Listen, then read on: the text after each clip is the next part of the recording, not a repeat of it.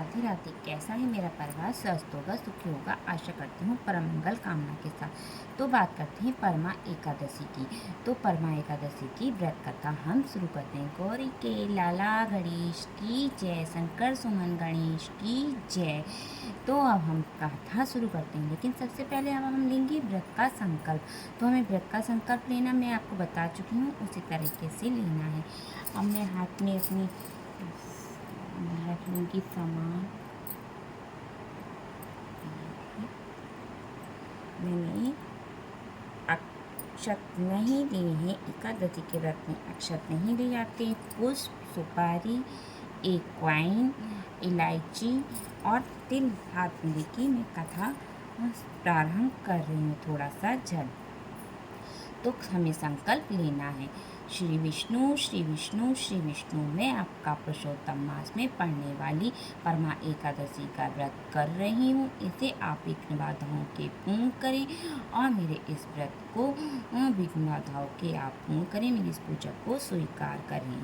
जय श्री भगवान विष्णु की जय। चलिए शुरू करते हैं परमा एकादशी की कथा। गौरी के लाला गणेश की जय, पुरुषोत्तम भगवान की जय। अधिक मास में पढ़ने वाली परमा एकादशी व्रत कथा। अधिक मास की कृष्ण पक्ष की एकादशी का नाम परमा एकादशी। इस दिन भगवान पुरुषोत्तम की धूप, दीप, नवेद, पुष्प आदि से पूजा करें। इससे अक्षय फल की प्राप्ति होती है। काल्पनीय नगरी में एक सुदामा नाम का ब्राह्मण रहता था। उसकी स्त्री पवित्रता बड़ी पतिव्रता थी, लेकिन ब्राह्मण अपने पूर्व जन्म के किसी कारण से बड़ा दरिद्र था। वे दोनों भिक्षा से ही मुश्किल अपना जीवन निर्वाह करते थे। ऐसी दशा में भी उसकी स्त्री अपना पतिव्रत धर्म निभाते हुए आए हुए अतिथि का अन्न से सत्कार करती थी, चाहे आप भूखी रह जाती थी, और अपने पति से कुछ नहीं कहती थी। एक दिन पत्नी की दुर्बलता को देखकर उसने कहा, प्रिय, बिना धन के जीवन निर्वाह कैसे होगा? यदि हो कहो तो मैं परदेश जाकर कुछ उद्यम करके धन कमा लाऊं। पतिव्रता बोली, स्वामी, पति की आज्ञा पालन करना ही पत्नी का कर्तव्य है। आपकी आज्ञा से मैं कहती हूँ कि शास्त्रों के अनुसार जो मनुष्य पूर्व जन्म में दान आदि करता है, वही दूसरे जन्म में पृथ्वी पर प्राप्त करता है। बिना पूरे संस्कारों के कुछ नहीं मिलता। मेरी समझ में आप यही रहकर उद्यम करें। मुझसे आपका वियोग भी ना सहा जाएगा, क्योंकि बिना पति के माता पिता, भाई, सास, ससुर आदि कुटुंबजन व रिश्तेदार स्त्री को कुदृष्टि से देखते हैं। अतः आप यहीं रहें, भाग्य से सब कुछ मिलेगा। पत्नी की बात सुनकर वह वहीं रहने लगा।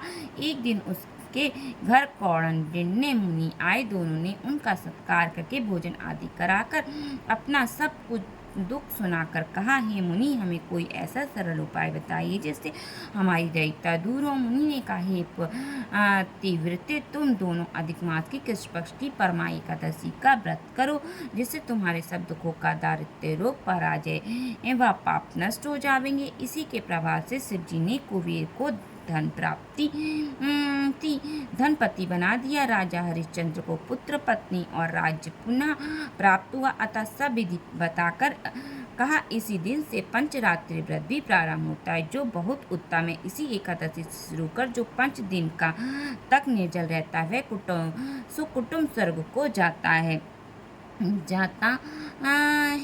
जो संध्या के समय एक बार भोजन करते हैं और 5 दिन स्नान करने के बाद ब्राह्मणों को भोजन कराते हैं, उन्हें संसार को भोजन कराने का फल मिलता है। और जल कुंभ दान करने से ब्राह्मण के दान का फल प्राप्त होता है। तिल पात्र दान करने से तिलों की संख्या के बराबर और घृत पात्र दान करने से स्वर्ग को सुख भोगता है। ऐसा करने से तुम दोनों समस्त सिद्धियों को प्राप्त कर अंत में स्वर्ग को प्राप्त होगे। मुनि के बताए अनुसार दोनों विधि पूर्वक व्रत करके सब सुख को भोग कर अंत में स्वर्गलोक को गए। बोलो विष्णु भगवान की जय, पुरुषोत्तम भगवान की जय, लक्ष्मी नारायण की जय। जीवन है क्षणभंगुर, हर सांस के साथ हमें बोलते रहने चाहिए, भगवान का नाम स्मरण करते रहना चाहिए, क्योंकि सांसों की माला धीरे धीरे हमारे से छूटती जा रही है और हमारा किया हुआ कर्म हमारे ही अगले जन्म को बनाता है। तो इसलिए हमें हर सांस के साथ नाम जप करते रहना चाहिए। हरे राम हरे राम, हरे कृष्ण कृष्ण कृष्ण बोलो एकादशी की जय। राधे राधे।